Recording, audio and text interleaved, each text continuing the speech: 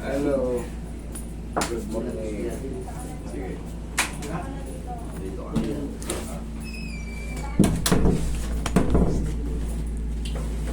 Kasi nagalaw ulit na pirsa ulit eh. Na ano ako sa motor.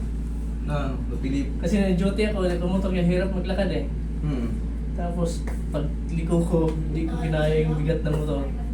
Natumbok ang motor tapos parang naiwan Oo, yung back. napilipit. Yung bigat ng motor. Tapos masakit yung dito ko ngayon, sa dito. Mula nung natumba ko, dito. Kailan ka natumbo, bossing? Nung tuma natin yun, nung 2. Walang mo nangyari sa'yo? Ano sir, osseous degenerative change. Ano yung ibig sabihin nito? Tumatanda na yung ano mo, buto mo sa tuhod. Ano? Degenerative change ng osseous degenerative. There is a beginning degenerative change involving the bones compromising the right knee, the medial and lateral tibiofemoral joint space. Ayan o. Tignan mo yun. Ilan taong ka na? 33. Kita mo, mas matanda ako sa'yo ng 7 taon pero ganito na yung tuhod mo. Once na nagkaroon ng mga ganito, yung mga highlighted white, yan, mga ganyan, sinyalis yan na rumurupok yung buto mo.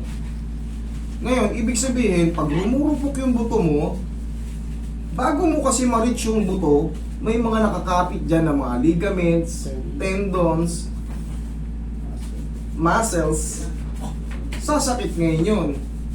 Ngayon, na-hyperextend pa siya, kasi yan, hindi yan nung pagkakatumba mo ng ano, degenerative change kagad. Mahabang proseso itong pinagdadaanan nitong pagrupok ng buto. Mahabang proseso, hindi yung kagaya ng na-twisted di ka, rurupok din kagad yung buto mo, magbabago na kagad yung struktura ng buto mo. Magkakaroon na ng kalsipik. Hindi, it takes a few years bago magkaroon ganyan. Bossing, ang mangyayari dito, maaring gagamit tayo ng ano, ng knee support. Ha? Tapos magbabitamins ka sa buto. Ang bata mo pa. Binigyan nga ako ng doktor kasi nagpa... Correct. Yun talaga ibibigay kasi. Country. Tama yun. Agad gumagaling, bossing. Para sa iyong kaalaman. Ia-align ko yan kasi na-twisted di ka. Tapos magbe-maintenance, lalagyan mo ng ano yan, ng knee support para suportahan ka, suportahan yung tuhod mo, tapos gradually yan makaka-recover. Okay, gets? So, makali-cover pa rin. Yes, makaka-recover pa. Huwag ka lang ulit masemplang sa motor. Ha? Huwag ka lang ulit mabagsak. Dito ka gumanon. Patoo kasi yung galing kasi sa parking, patoo yung... Lakad ka nga. Sira yung lakad mo. Sige, lakad ka nga. Sira talaga. Ayan o. Tignan mo yung lakad niya. Parang, mabigat yung kanan. Sige, sir. Kukunin mo yung shoes sakit mo. dito eh, kunyari mo. Masakit? Dito, saka ito. Sige, Kaka. Tapos dito. I-explain ko sa'yo, Kaka. Nung galing ako ito, medyo magaan sana yung pagkaramdam ko eh. Galing ka na dito before. Nung 30, Okay ka na. medyo magaan na pakiramdam ko nun. Higa ka. Tapos mabuhat ko na gano'n yung paa ko. Mm. Tapos binabalok to. Na ngayon, makahiga ko, hindi ko kaya ito. Ganyan ah. Yung buhati na gano'n, di matuwid. Alam mo, bossing, kaya nga nasabi ko sa'yo. Total, kita mo galing ka na pala sa akin. Nung mga 30 nga lang. Medyo makakalimutin ako. Ano nangyari pala? Yan, sabi niya, siya, sa kanya mismo galing, okay na. Kumaan na lang, gaganon niya na yung gano'n niya.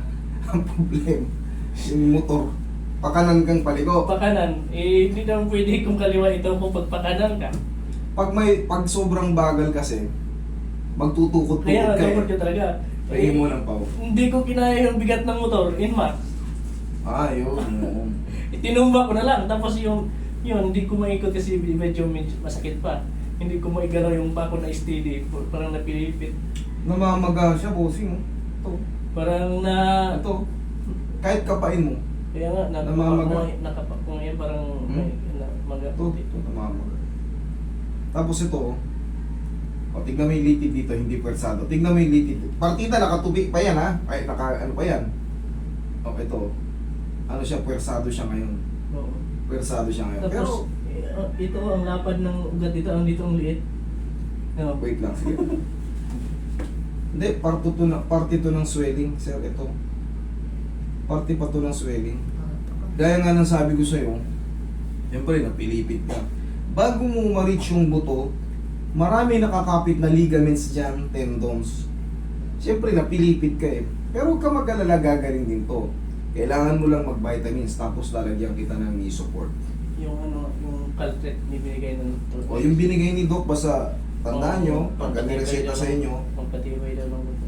correct, kasi nga bossing, ano yung ano mo eh. May degenerative osseous change. Degenerative osseous change, sorry. Pero the same na yung osteo means degeneration, pagbabago ng itsura.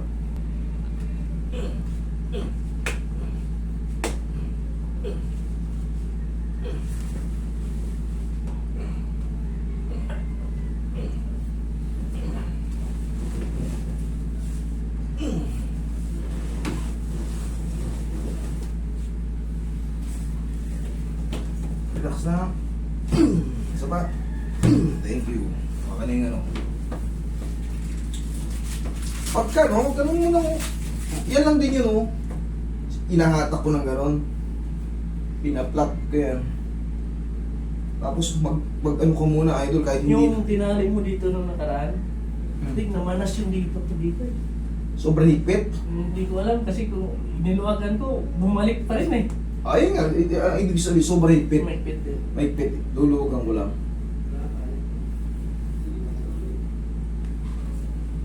Luluwag.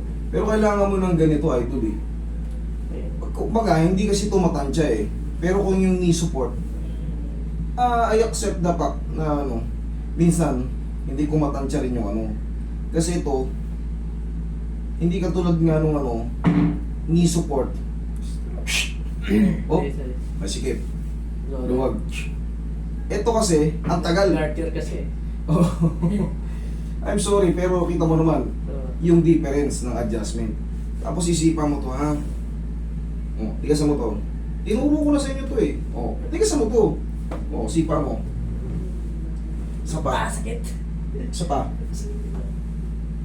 Yun, thank you. Yes. Bakit maputol? Sakit.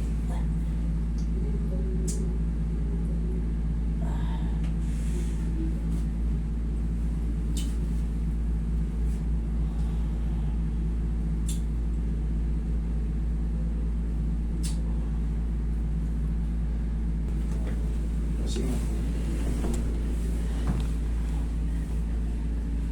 Oh, ano mas maganda ngayon? Yung sakit dito wala. Nawala? Ito yung Kahit kang pumasok. Nawala na yung masakit. Sige. Kung wala nang masakit, edi pahinga na lang muna. Okay, bossing. Upo ka. Nawala yung masakit. yung dito nawala. Nawala. Ito na yung mas... Meron dyan sa ano? Ay, hindi ko. Sige, higa ka dyan. Sa ankle, hindi ko pa ito nagalaw.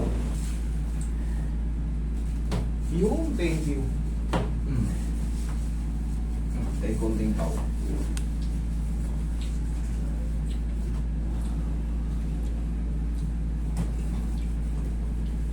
So, bahala. Lakad na. Okay, so.